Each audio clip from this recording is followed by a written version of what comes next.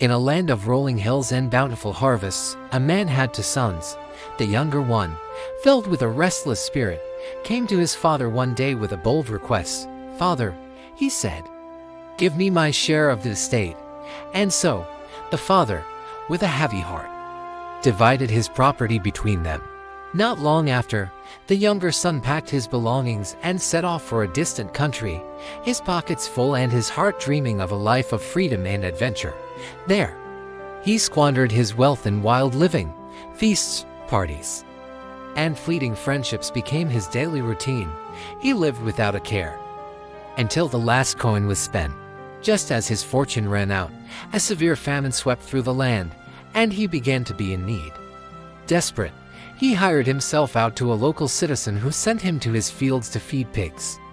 The hunger was so great, he longed to fill his stomach with the pods that the pigs were eating, but no one gave him anything.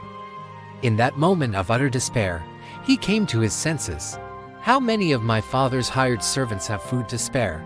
he thought, "and here I am, starving to death. I will set out and go back to my father and say to him, 'Father, I have sinned against heaven and against you. I am no longer worthy to be called your son. Make me like one of your hired servants.'" So he got up and went to his father. But while he was still a long way off, his father saw him and was filled with compassion. He ran to his son, threw his arms around him, and kissed him. The son began his rehearsed speech. "Father, I have sinned against heaven and against you.